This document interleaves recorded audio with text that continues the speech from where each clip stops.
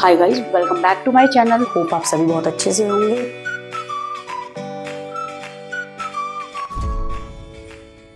Hi guys, a very warm welcome to my channel. Hope आप सभी बहुत अच्छे से होंगे। बेटा, आज की वीडियो है क्लास 12 के बच्चों के लिए, that is for subject business studies. ठीक है बच्चा, आज हम करेंगे ऑर्गेनाइजेशन का सेकंड पार्ट। ऑर्गेनाइजेशन का फर्स्ट पार्ट मैंने आपको करा दिया था, होपफुली आपने कर भी लिया होगा। और मैं आप सभी को ये कहूंगी, पहले समझने की कोशिश करना एंड देन उसको फिर लर्न करना और नोट्स को साथ साथ बनाते चलना। चलिए हम आज सेकंड पार्ट स्टार्ट करते हैं ऑर्गेनाइजिंग का, और प्लीज अपने फ्रेंड्स के साथ भी इसको जरूर शेयर करना। और आज जो हम करने जा रहे हैं वो है प्रोसेस ऑफ ऑर्गेनाइजिंग। बच्चा, आपको अगर याद हो, मैंने प्रोसेस ऑफ प्लानिंग भी करवाया था, जो कि शॉर्ट फॉर्म बताई थी एस डाइज इफ, अगर आपको याद हो। आज हम प्रोसेस ऑफ ऑर्गेनाइजिंग करने जा रहे हैं। तो प्रोसेस ऑफ ऑर्गेनाइजिंग के अंदर अगर शॉर्ट फॉर्म में करना चाह रहे हो तो आप कर सकते हो insta date at 8। Insta date at 8, कोई भी पूछे प्रोसेस ऑफ ऑर्गेनाइजिंग क्या है, इंस्टा डेट एट 8। IDA, देखिए IDAE। बच्चा, आप लोग पढ़ते हो ना आइडिया, आइडिया में होता है IDEA, लेकिन आप इसके अंदर क्या करोगे, IDAE। I stand for identification and division of work. ये इसका निमोनिक कोड है जिसको हम शॉर्ट फॉर्म बोलते हैं। क्या चीज है, IDAE। जैसे हम आइडिया लर्न करते हैं, बस यहाँ पर क्या हो जाएगा, AE। अब याद रखना, जो प्रोसेस ऑफ प्लानिंग था उसमें क्या था, एस डाइज इफ। कोई पूछे प्रोसेस ऑफ ऑर्गेनाइजिंग क्या था, तो आप सीधा आइडिया का क्या चीज कर दोगे। ज्यादा सिंपल फॉर्म लर्न करने की यही है। अगर आप ऐसे लर्न कर सकते हो तो ठीक है, इंस्टा डेट एट 8, उसका फर्स्ट लेटर आप पहले ले लीजिए। और अगर आप ऐसे नहीं कर सकते तो आइडिया के नाम से याद रखना, लेकिन उसके अंदर हम क्या करेंगे, ए को पहले लेंगे बच्चा। ठीक है, हम ए को क्या लेंगे, पहले लेंगे, जिसके अंदर IDAE।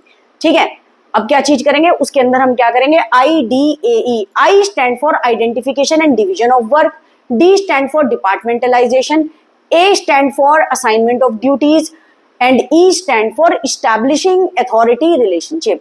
I stand for identification and division of work, D stand for departmentalization, और A stand for assignment of duties, और E stand for establishing authority relationship। अब इनकी डिटेल में आपको बताती हूँ। कोई भी पूछे प्रोसेस ऑफ ऑर्गेनाइजिंग क्या है, IDAE। आइडिया का जस्ट आपको क्या चीज करना है, AE लेना है यहाँ पर। ठीक है, और याद रखना बहुत शॉर्ट फॉर्म अच्छी है, लर्न करने में बहुत इजी है ये। ठीक है, अब देखिए पहला क्या होता है, identification and division of work. देखिए बच्चा, डिवीजन ऑफ वर्क क्या होता है, वर्क को डिवाइड कर देना। तो क्या चीज है, the first step in organizing involves identification of total work. सबसे पहले आपको आइडेंटिफाई क्या करना है, टोटल वर्क, आपका टोटल वर्क कितना है, एंड फिर उसको डिवाइड कर देना है वेरियस एक्टिविटीज में। ठीक है बच्चा, वर्क को डिवाइड कर देना है वेरियस एक्टिविटीज में। जैसे for example purchase of raw material, purchase of manufactured parts. ठीक है बच्चा, प्रोडक्शन हो गया, रिसर्च हो गया, एडवर्टीजमेंट हो गया, सेल्स हो गया, स्टॉकिंग ऑफ गुड्स हो गया, एसेट्रा। अब बहुत ध्यान से सुनना, identification and division of work का मतलब क्या चीज होता है। पहले फर्स्ट स्टेप क्या है, वर्क को आइडेंटिफाई करो कि कितना काम है, और फिर उसको डिफरेंट एक्टिविटीज में डिवाइड कर देना, ताकि ऑर्गेनाइजेशन गोल जल्दी से अचीव हो पाए। तो हमने वर्क को डिवाइड कैसे कर दिया बेटा, जैसे कि एग्जांपल क्या है, परचेज ऑफ रॉ मटेरियल, इसको डिवाइड कर दिया। अब परचेज ऑफ रॉ मटेरियल में हमने क्या करा, कुछ लोगों को डिवाइड कर दिया। फिर परचेज ऑफ मैन्युफैक्चरिंग पार्ट में कुछ लोगों को डिवाइड कर दिया, प्रोडक्शन में कुछ लोगों को डिवाइड कर दिया, रिसर्च में कुछ लोगों को डिवाइड कर दिया। अब कुछ एडवर्टीजमेंट करने के लिए प्रोडक्ट का लोगों को वो हमने क्या कर दिया, असाइन कर दिया। फिर सेल्स में डिवाइड कर दिया। फिर स्टॉकिंग ऑफ गुड्स में हमने क्या चीज कर दिया, गुड्स एंड सर्विसेज बन के तैयार है, उसको स्टॉक करके रखना, उसमें लोगों को डिवाइड कर दिया। जब आप लोगों को डिवाइड कर दोगे, पूरे वर्क को डिवाइड कर दोगे डिफरेंट डिफरेंट पीपल्स में, वर्कर्स में, तो इससे क्या होगा, आपका वर्क जल्दी से कंप्लीट भी होगा और ऑर्गेनाइजेशन गोल अचीव हो जाएगा। तो फर्स्ट पार्ट क्या है, पहले वर्क को आइडेंटिफाई करना बच्चा, फिर वर्क को डिवाइड कर देना, जैसे एग्जाम्पल दिया हुआ। ठीक है बच्चा, फिर डिपार्टमेंटलाइजेशन। अब क्या होता है डिपार्टमेंटलाइजेशन, ध्यान से सुनिए। The second step is to group similar nature activities। देखिए बच्चा, सेकंड स्टेप में क्या चीज है, जो सिमिलर नेचर एक्टिविटीज है, सिमिलर वर्क है, उसको ग्रुप करना है अंडर वन डिपार्टमेंट। आपको पता है जब भी कोई ऑर्गेनाइजेशन स्टार्ट होती है तो उसके अंदर डिफरेंट डिपार्टमेंट होते हैं। फॉर एग्जांपल सेल्स का डिपार्टमेंट अलग, प्रोडक्शन का अलग, मार्केटिंग का अलग। ठीक है बच्चा, तो this grouping process is called departmentalisation. Departmentalisation क्या होता है, जब आप डिफरेंट डिफरेंट ग्रुप को डिपार्टमेंट्स में डिवाइड कर दो। ठीक है, और क्या चीज करो, सिमिलर नेचर की एक्टिविटीज, जैसे जहां प्रोडक्शन होना है तो प्रोडक्शन वाले में, कि सभी वर्कर्स को आपने डाल दिया कि वो प्रोडक्शन का काम करेंगे, मार्केटिंग वाले में मार्केटिंग में ये लोगों को काम करने के लिए दे दिया, सेल्स वाले में डिवाइड कर दिया, और वर्कर्स को क्या चीज करा, मार्केटिंग वाले में डाल दिया। अलग अलग डिपार्टमेंट में अलग अलग एक्टिविटीज जो हो रही हो उसमें डिवाइड कर देना लोगों को, ठीक है, अलग अलग डिपार्टमेंट में। तो क्या चीज होता है, that is known as departmentalization. This grouping process is called departmentalization. For example, purchase of raw material and purchase of manufactured parts can be placed together under, किसमें बेटा, परचेज डिपार्टमेंट में। अब बहुत ध्यान से सुनना, जैसे परचेज डिपार्टमेंट है, परचेज डिपार्टमेंट में आपने क्या करा, उस डिपार्टमेंट के अंदर रॉ मटेरियल खरीद के लाने, लोग जैसे रॉ मटेरियल खरीद के ले जाएंगे, और मैन्युफैक्चर्ड परचेज करे हैं, ठीक है, मैन्युफैक्चर्ड पार्ट्स जो परचेज करे हैं वो कौन से डिपार्टमेंट में आ जाएंगे बच्चा, आपके परचेज डिपार्टमेंट में आ जाएंगे। अब प्रोडक्शन और स्टॉकिंग ऑफ गुड्स हो गए बच्चा, जहां प्रोडक्शन हो रहा है यानी गुड्स एंड सर्विसेज बन रहे हैं और फिर इनको स्टोर करके रख देना, स्टॉक करके रख देना, वो किस में आ जाएंगे, प्रोडक्शन डिपार्टमेंट में। तो ये क्या चीज हो जाएगा, ग्रुपिंग में be done on the basis of functions और प्रोडक्ट्स और रीजन। डिपार्टमेंटलाइजेशन क्या चीज होता है बेटा, ग्रुपिंग में be done on the basis of function, जैसे मैंने आपको बताया जो फंक्शन है, जो भी ऑर्गेनाइजेशन के अंदर गुड्स एंड सर्विसेज बनाने हैं, या प्रोडक्ट और रीजन के बेसिस में भी हम क्या चीज कर सकते हैं, ग्रुप कर सकते हैं सिमिलर एक्टिविटीज को अंडर वन डिपार्टमेंट। अब जैसे मैं आपको एक एग्जांपल दे रही हूँ, देखिए हमारे पास कौन सा डिपार्टमेंट था, हमारे पास परचेज डिपार्टमेंट था, तो हमने रॉ मटेरियल को परचेज करना और दूसरा में क्या परचेज करना है, मैन्युफैक्चरिंग पार्ट, तो उसको किस में कर दिया, परचेज डिपार्टमेंट में, ठीक है। तो वो परचेज वाला डिपार्टमेंट था, इसीलिए मैन्युफैक्चर परचेज, कुछ लोग किस में लगेंगे, मैन्युफैक्चर्ड जो ये मैन्युफैक्चर्ड पार्ट्स है इसको परचेज करने में लगेंगे, कुछ रॉ मटेरियल परचेज करने जाएंगे, तो लेकिन ये लोग कहाँ इन्वॉल्व होंगे, परचेज डिपार्टमेंट में। अब दूसरा है आपका भाई प्रोडक्शन डिपार्टमेंट। अब प्रोडक्शन क्या होता है, converting raw material into finish goods, तो ये वर्कर्स ही, लेबर्स ही तो करेंगे, एम्प्लॉयज ही तो करेंगे, तो उनको क्या चीज करेंगे, प्रोडक्शन, जो प्रोडक्शन हो गया यानी गुड्स एंड सर्विसेज बन के तैयार हो गए, और फिर उसके बाद क्या कर दिया, उनको स्टॉक करके रख लिया, वो कौन से डिपार्टमेंट में हो गए, प्रोडक्शन डिपार्टमेंट में। तो बेटा वो क्या होता है, डिपार्टमेंटलाइजेशन। तो ग्रुपिंग में भी done on the basis of function बच्चा, प्रोडक्ट और रीजन। आई होप आपको समझ आ गया हो। फिर नेक्स्ट है आपका असाइनमेंट ऑफ ड्यूटीज। अब बच्चा एक बात ध्यान से सुनिए, पहला स्टेप हमारा क्या था, आइडेंटिफिकेशन और डिवीजन ऑफ वर्क। पहले आइडेंटिफाई करा, वर्क को डिवाइड कर दिया, फिर भाई डिपार्टमेंट में उनको बांट दिया, ठीक है। अब उसके बाद क्या आया, अब ड्यूटी असाइन कर दो। Once the department have been formed, अब भाई हमारे परचेज वाला डिपार्टमेंट भी बन गया, सेल्स वाला डिपार्टमेंट भी बन गया, प्रोडक्शन वाला डिपार्टमेंट भी बन गया। नेक्स्ट स्टेप क्या है, जो एम्प्लॉयज है उनको वर्क असाइन कर दो। अभी हमने उनको बता दिया है प्रोडक्शन वाले में ये लोग लगेंगे, मार्केटिंग वाले में ये लोग लगेंगे, डिपार्टमेंटलाइजेशन में डिपार्टमेंट फॉर्म कर देना। अब असाइनमेंट ऑफ ड्यूटीज में नेक्स्ट स्टेप क्या है, उनको वर्कर्स को ड्यूटी दे देना and place each department under the charge of an individual. बच्चा हर एक डिपार्टमेंट का एक हेड होता है जिसको पूरा चार्ज मिलेगा, उस पूरे डिपार्टमेंट को संभाल लेगा, ठीक है। The work must be assigned according to the knowledge and qualification of individual। अब जो काम पूरे डिपार्टमेंट का दिया जाएगा, किसी पर्सन को हैंड ओवर किया जाएगा in the form of head of department, वो किस बेसिस पे दिया जाएगा, नॉलेज और उसकी क्वालिफिकेशन पे। ये बच्चा याद रखना बात, किस पे, नॉलेज पे और क्वालिफिकेशन पे, ठीक है बच्चा। नेक्स्ट है एस्टैब्लिशिंग रिपोर्टिंग रिलेशनशिप। जब हमारा आप ड्यूटीज भी असाइन कर दी, अब क्या चीज होगा, reporting relationship. This step involve the allocation of authority. Authority होती है पावर, ठीक है, अथॉरिटी क्या होती है बच्चा, पावर देना किसी को, ठीक है। तो this step involve the allocation of authority. अब पावर किसको दी जाएगी, and responsibility among the employees. Authority देना और रिस्पॉन्सिबिलिटी देना एम्प्लॉयज को इन सच अ वे, हर एक इंडिविजुअल जो हमारी ऑर्गेनाइजेशन के अंदर है should know who has to take order and to whom he has answerable. बच्चा एस्टैब्लिशिंग रिपोर्टिंग रिलेशनशिप का मतलब ये होता है रिलेशनशिप बिटवीन अथॉरिटी और रिस्पॉन्सिबिलिटी। यहाँ पे हर एक एम्प्लॉइज को ये बात पता होनी चाहिए किससे हमें ऑर्डर लेना है, किसके अंडर हमें काम करना है, और किसके अगर कुछ भी काम होता है तो हम किसको आंसरेबल होंगे, ठीक है। This helps in establishing coordination among various department. इससे कोऑर्डिनेशन बना रहेगा हर एक डिपार्टमेंट में। जैसे फॉर एग्जांपल सेल्स का डिपार्टमेंट अलग है, उसका हेड अलग होगा, तो वो सारे अपने जितने भी वर्कर्स उसके अंडर काम कर रहे होंगे उनको बताएगा क्या काम करना है, वो उनको कितनी पावर दी जाएगी और वो सारे लोग कितने आंसरेबल होंगे उन हेड को, जो भी काम वो करेंगे। तो वो क्या चीज होता है, एस्टैब्लिशिंग रिपोर्टिंग रिलेशनशिप। हर एक डिपार्टमेंट का हर एक बॉस अलग होगा, ठीक है बच्चा, हर एक अथॉरिटी अलग दी जाएगी लोगों को काम करने की, और हर एक आंसरेबल वो अपने डिपार्टमेंट के हेड को होंगे, उसको बोलते हैं रिपोर्टिंग रिलेशनशिप। ठीक है, इससे क्या होगा, हर एक डिपार्टमेंट के अंदर एक कोऑर्डिनेशन अच्छी बनी रहेगी और सारे वर्कर्स को पता होगा कि हमारा बॉस कौन है, हमें किसके अंडर काम करना है और किस पे हम आंसरेबल होंगे। ठीक है, चले आगे। अब है आपका, देखिए बेटा case study. Ramdas age 49 is working in an aviation company, he is senior most employ in his division. Ramdas की एज कितनी है, 49। अब वो क्या चीज कर रहा है बेटा, सीनियर मोस्ट एम्प्लॉय अपने डिवीजन में। He is even senior to the division manager. याद रखिए, डिवीजन मैनेजर क्या हो गया, जो डिपार्टमेंट बने हैं, जो मैनेजर है उनका भी सीनियर है। तो कानापुती, जिसका नाम क्या है बच्चा, कानापुती। Ramdas is considered one of the most committed, capable and hard working employee. As a result of his abilities and seniority, he generally received the work assignment of his choice. बच्चा ध्यान से सुनना, ध्यान से सुनिए। रामदास जिसकी 49 एज थी, ठीक है, जो वर्क कर रहा था in an aviation company, senior most employee था अपने डिवीजन का, in his division.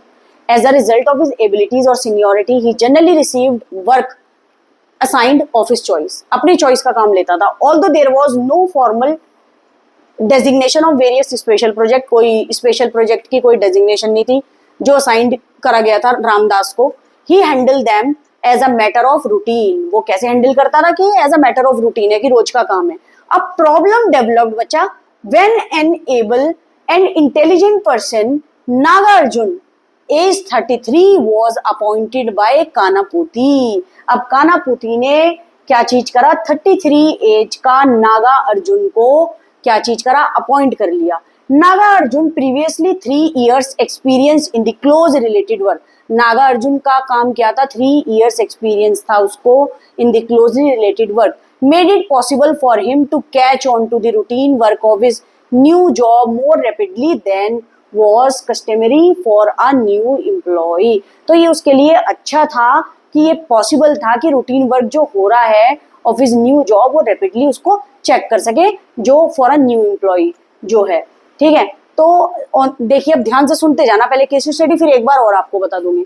On several occasion Kanaputi notice the tension developed between the two employees. अब ध्यान से सुनिए, कानापुती को क्या चीज हुआ, ये नोटिस करा दो लोगों के बीच में टेंशन क्रिएट हो रही है। एक रामदास था, दूसरा आपका नागार्जुन, जिसको न्यू अपॉइंट करा था एज अ एम्प्लॉय।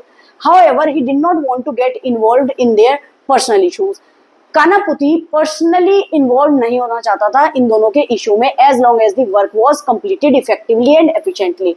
जबकि उसको ये मतलब था अगर काम अच्छी तरीके से हो रहा है, उनको उनके पर्सनल टेंशन के अंदर नहीं बीच में आना है। One day, the tension between them reached the boiling point। समझ रहे हो बेटा, टेंशन इतनी बढ़ गई, बहुत ज्यादा बॉइलिंग पॉइंट तक हो गई। The Ramdas complained to Kanaputi, stating that his duties were being largely taken over by Nagarjun, कि उसकी ड्यूटी ज्यादा से ज्यादा नागार्जुन ले रहा है। तो कानापुती issued the order stating the clear allocation of the job, clear allocation of the job and related duties between two. अब क्या चीज हो गया, वर्क को डिवाइड कर दिया किसने, कानापुती ने। वर्क को क्या कर दिया बच्चा, डिवाइड कर दिया, क्योंकि allocation of the job and related duties between the two clear कर दिया सारा ये।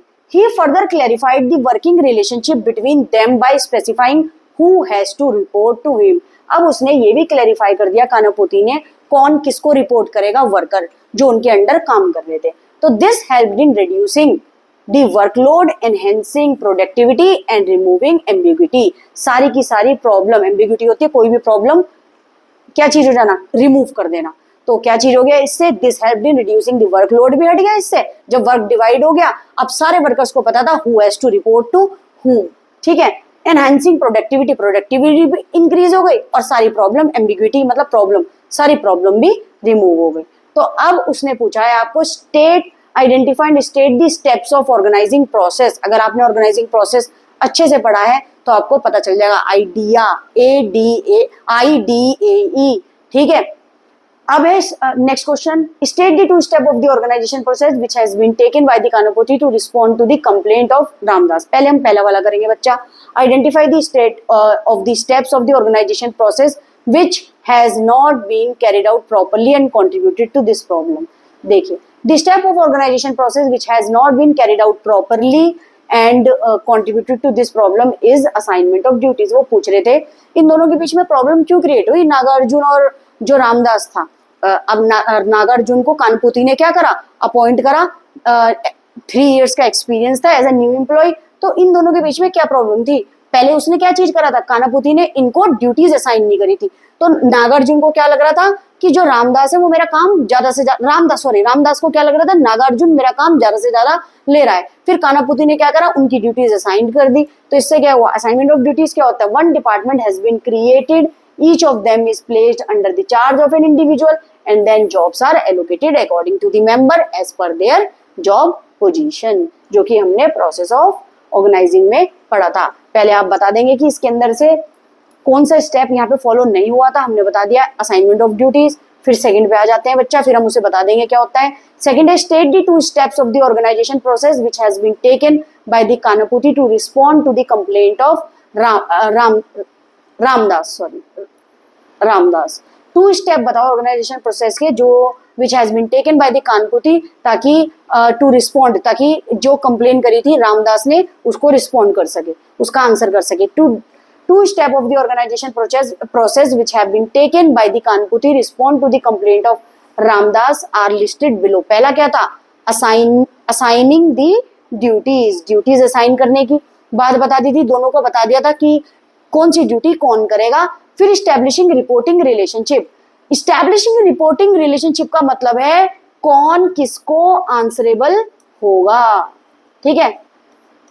फिर समझ गए ना बच्चा, assigning the duties, establishing reporting relationship, 2 step of the organization process which has been taken by the कानपुती, ताकि वो रिस्पॉन्ड कर सके रामदास की कंप्लेन का। पहला असाइनमेंट ऑफ ड्यूटीज, उसने दोनों रामदास और नागार्जुन की क्या चीज करी, कि वो क्या चीज कर दिया बच्चा, ड्यूटीज को असाइन कर दिया ताकि प्रॉपरली कोई भी कंप्लेन या कोई भी दिक्कत ना आ सके, ठीक है बच्चा। तो क्या चीज कर दिया, असाइनिंग द ड्यूटीज, फिर क्या कर दिया, इस्टेब्लिशिंग रिपोर्टिंग रिलेशनशिप, फिर ये बता दिया who has to report to whom, who has to report whom। इससे वर्क इजी हो गया, ठीक है। और who is answerable to their boss, तो ड्यूटी ही डिवाइड कर दिया, वर्कलोड ही डिवाइड कर दिया, ठीक है बच्चा। अब third, also state 2 points of importance of organizing as reflected in the above case. वो कह रहे हैं 2 पॉइंट ऐसे बताओ जो इंपॉर्टेंस ऑफ ऑर्गेनाइजिंग बताए। तो 2 point in the above case क्या चीज शो करते हैं बच्चा, पहला है ऑप्टिमम यूटिलाइजेशन ऑफ रिसोर्सेज को सही तरह से यूज करना। Organization ensures best possible use of all forms of resources, that is physical हो गया, फाइनेंशियल हो गया, ह्यूमन रिसोर्सेज हो गई, सब सही तरह से सब यूज करना। It ensures systematic assignment of duties, जिससे सिस्टमेटिक असाइनमेंट ऑफ ड्यूटीज एक ऑर्डर में, एक सीक्वेंस में ड्यूटीज को असाइन, जॉब को असाइन कर सके। Thereby curbing overlapping of work. जैसे देखो बेटा, हम वर्क को क्यों डिवाइड कर देते हैं, ताकि ओवरलैपिंग ऑफ वर्क ना हो, एक ही काम बार बार रिपीट ना हो। ओवरलैपिंग का मतलब ये होता है काम दोबारा रिपीट ना हो। तो ये बात बोल रहे हैं ऑप्टिमम यूटिलाइजेशन ऑफ रिसोर्सेज, यानी जब आप रिसोर्सेज को, अपनी कंपनी के इंपॉर्टेंट एसेट्स को प्रॉपर तरीके से डिवाइड कर दोगे, अच्छी तरह से यूज करोगे, चाहे वो फिजिकल रिसोर्सेज हो, चाहे वो फाइनेंशियल रिसोर्सेज हो, चाहे वो ह्यूमन रिसोर्सेज हो, तो इससे क्या होगा, सिस्टमैटिक वे में जॉब्स असाइन होंगी, ठीक है बच्चा। और क्या होगा, ओवरलैपिंग ऑफ वर्क नहीं होगा and the avoiding possibilities of duplication of work. एक काम बार बार रिपीट नहीं होगा। This helps in preventing confusion and minimizing the wastage of resources. इससे क्या होगा, कंफ्यूजन क्रिएट नहीं होगी और wastage of resources, raw material, ये नहीं होगा। एक काम बार बार भी नहीं हो पाएगा, ठीक है, और एफर्ट्स भी दोबारा दोबारा नहीं लगेंगे। सेकंड है adaption to change. Adaption to change में क्या होगा, the process of organizing provide stability to the enterprise as it can continue to survive and grow in spite of change in the business environment। देखिए बेटा, adapt to change, जिस environment में business work करता है, it keeps on changing, तो हमारा business को ये changes को adapt करने पड़ते हैं to survive, और किस चीज के लिए, growth के लिए, organization की। तो it enables the organization structure to be suitably modified, तो इसलिए हमें organization structure बार बार modify करना पड़ता है। and the way for revision of the interrelationship among the managerial levels to pave smooth transaction, ताकि क्या चीज हो, स्मूथ ट्रांजैक्शन चलती रहे हमारी ऑर्गेनाइजेशन के अंदर। ठीक है बच्चा, ताकि स्मूथ ट्रांजैक्शन क्या चीज हो, चलती रहे हमारी ऑर्गेनाइजेशन के अंदर। मैं यहाँ लिख दे रही हूँ बच्चा, ठीक है, स्मूथ ट्रांजैक्शन हमारी ऑर्गेनाइजेशन की चलती रहे, ताकि स्मूथ ऑर्गेनाइजेशन चलती रहे। तो एडेप्शन टू चेंज का मतलब ये होता है जिस एनवायरनमेंट में बिजनेस वर्क करता है इट कीप्स ऑन चेंजिंग। तो हमारी ऑर्गेनाइजेशन के अंदर टाइम टू टाइम मॉडिफिकेशन होनी चाहिए ताकि ग्रोथ और डेवलपमेंट हो सके ऑर्गेनाइजेशन का एट दी मैनेजरियल लेवल भी। ठीक है, स्मूथ ट्रांजैक्शन चलती रहे। मैनेजरियल का मतलब होता है वर्क ऑफ अ मैनेजर। चलिए अब देखते हैं हम हमारी नेक्स्ट केस स्टडी। अब नेक्स्ट केस स्टडी बेटी क्या है, देखिए question, Ishita works as a corporate event coordinator in an event management company. अब Ishita as a corporate event coordinator काम कर रही है, एज अ कोऑर्डिनेटर काम कर रही है, कहां पर, इवेंट मैनेजमेंट कंपनी में। ठीक है, she has been made an overall official incharge for organizing a painting exhibition for one of the clients of the company for ensuring that the exhibition take place successfully। ताकि देखो बच्चा अब ध्यान से सुनना, she has been made an overall official incharge, पूरी official incharge किसी organising क्या ऑर्गेनाइज कर रही थी, अ painting exhibition for one of the clients of the company.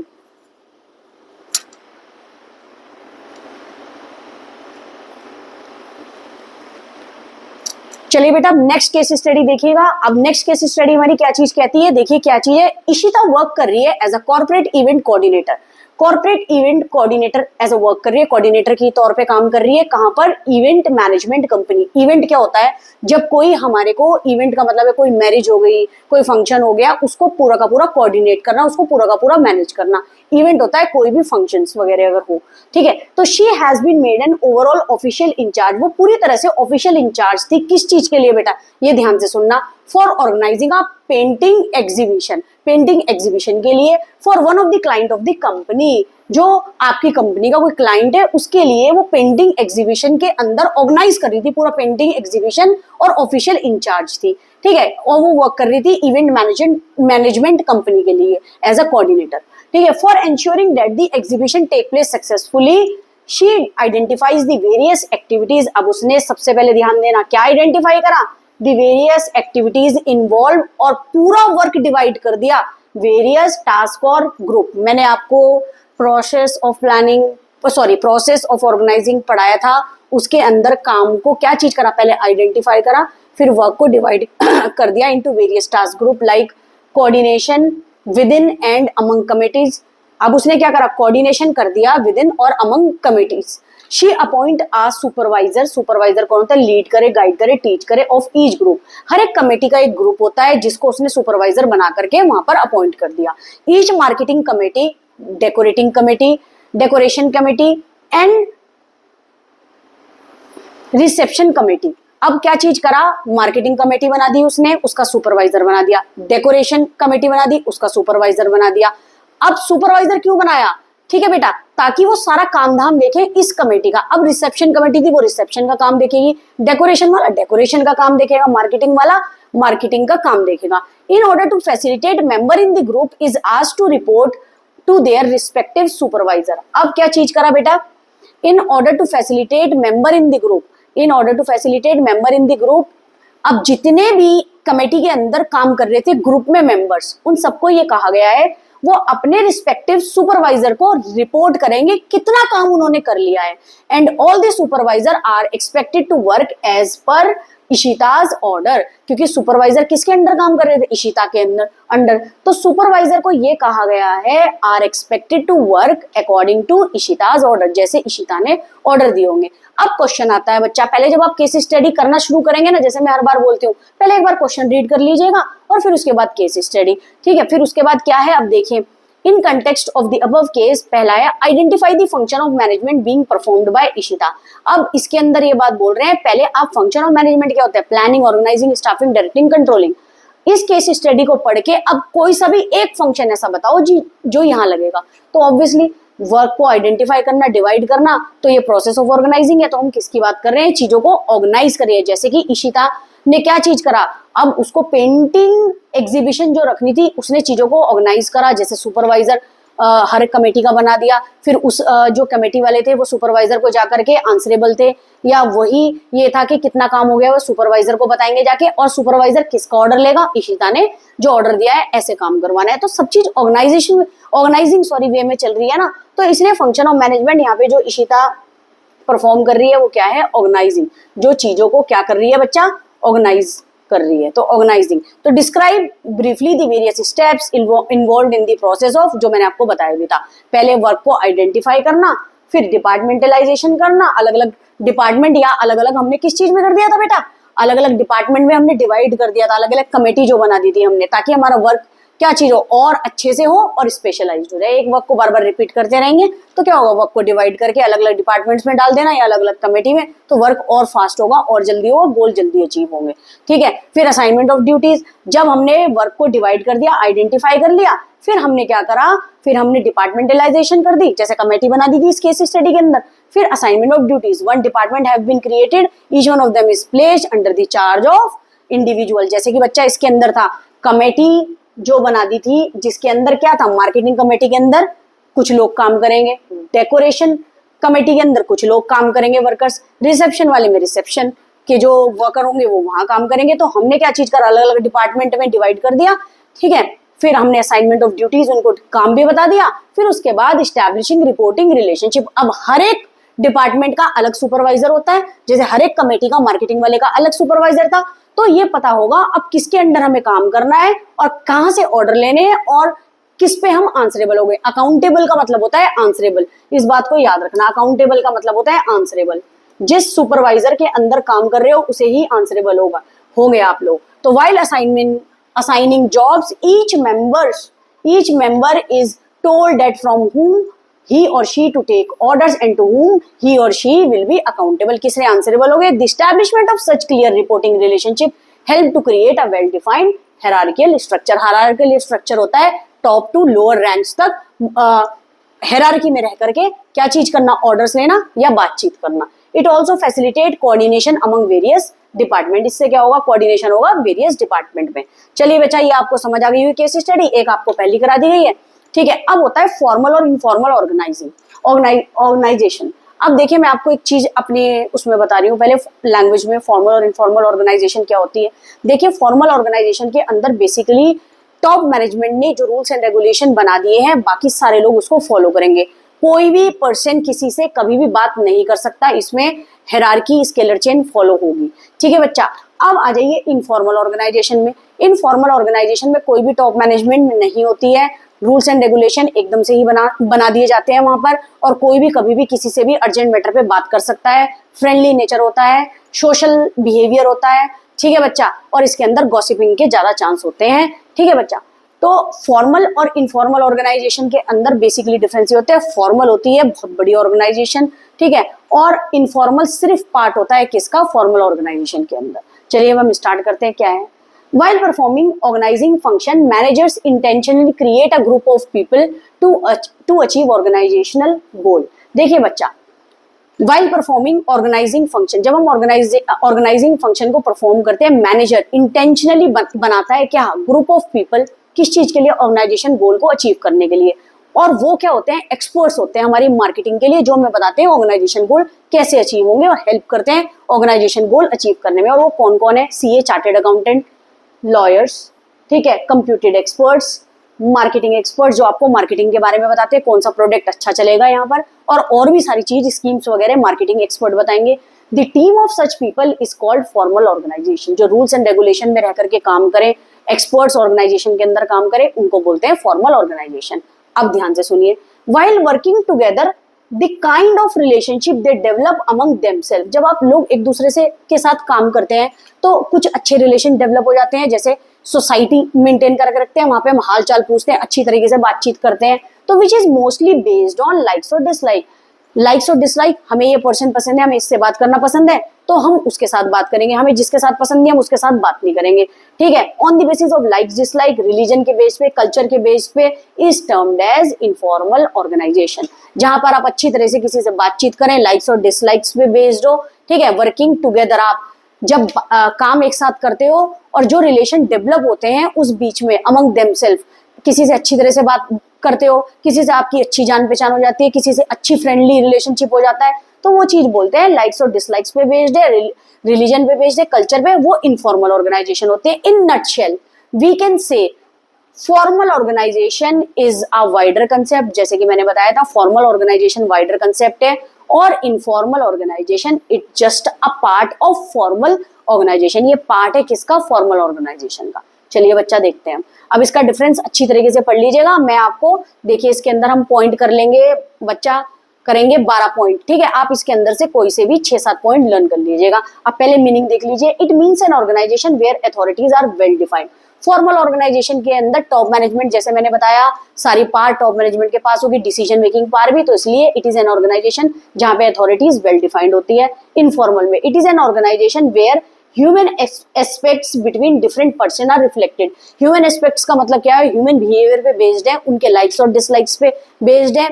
इसके अंदर हम एक सोसाइटी बना लेते हैं जो कि पूरी बेस्ड है किस पे? ह्यूमन एस्पेक्ट्स पे, यानी ह्यूमन बिहेवियर पे। क्या उसकी लाइक से क्या डिसलाइक है, किससे वो बात करना पसंद कर रहा है, किससे नहीं पसंद कर रहा है, इसमें अथॉरिटी का कोई काम नहीं है। Size, they are generally larger in size. आपका फॉर्मल ऑर्गेनाइजेशन बड़ा होता है और whereas informal organization small होता है। क्यों? It is just a part of formal organization. Flow authority, it in this authority flows from top to bottom. Top to bottom यानी top management से lower ranks तक, ठीक है। In this every member has equal right. इसके अंदर कोई भी rules and regulation discipline follow नहीं करता, तो इक्वल राइट है, कोई भी किसी से भी बात कर सकता है। इसके अंदर कोई अथॉरिटी नहीं होती। Leadership, generally managers are the leaders. इसके अंदर जनरली कौन? मैनेजर्स लीडर्स होते हैं इसके अंदर। और इनफॉर्मल के अंदर leaders are elected by the members. यहाँ पर मेंबर्स ही लीडर चूज कर लेते हैं इनफॉर्मल में, क्योंकि कोई रूल्स एंड रेगुलेशन नहीं होता। Emphasis, it emphasised on authority and function. जो टॉप मैनेजमेंट ने डिसीजन ले लिया, लोग आगे उस पर काम करेंगे। और it emphasis on people and their relationship. ये लोगों पे डिपेंड है और उनके रिलेशनशिप पे, क्या अच्छे हैं क्या बुरे हैं। Origin, they are pre planned. कोई भी काम करेंगे इसके अंदर वो प्री प्लान्ड होता है, पहले से ही प्लानिंग करी होती है। They are unplanned and spontaneous. Spontaneous का मतलब क्या होता है? एट दी, उसी समय पे, ऑन दी स्पॉट, ठीक है बेटा। इसका मतलब होता है स्पॉन्टेनियस का मतलब होता है ऑन दी स्पॉट डिसीजन लेना, ऑन दी स्पॉट एकदम से डिसीजन लेना। दे आर अनप्लान्ड, और तभी डिसीजन ले लिया जाएगा।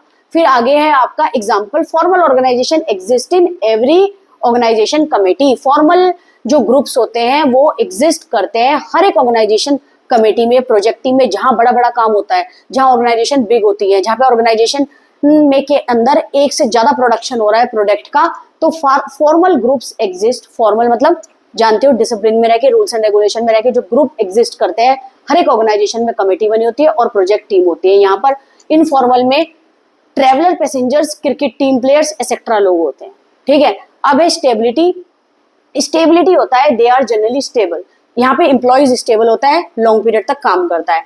इसके अंदर members keep changing from time to time, ये स्टेबल नहीं होते। जहां अच्छी जॉब मिली वहां ये छोड़ देते हैं। Control, it provide strict control. यहाँ पे टॉप मैनेजमेंट का रूल्स एंड रेगुलेशन फॉलो करे जाते हैं, तो स्ट्रिक्ट कंट्रोल है। यहाँ पर कोई कंट्रोल नहीं है। कम्युनिकेशन, यहाँ पे communication has to pass through proper channel only, क्योंकि यहाँ पे स्केलर चेन यूज करी जाती है जिसके अंदर हायरार्की होता है top management to lower line. There is no prescribed channel and it leads to rumours. इसके अंदर सबसे ज्यादा मैंने बताया था बातें बनाई जाती है, र्यूमर्स होता है, किसी ने किसी के बारे में कुछ कह दिया। ये इनफॉर्मल ऑर्गेनाइजेशन है। Need fulfilled, only official need are fulfilled, official which are declared by the top management. जो टॉप मैनेजमेंट ने बना दिया है यहाँ पे वही नीड फुलफिल कर पाएगी। इट फुलफिल, क्योंकि यहाँ कोई किसी से बात नहीं कर सकता है।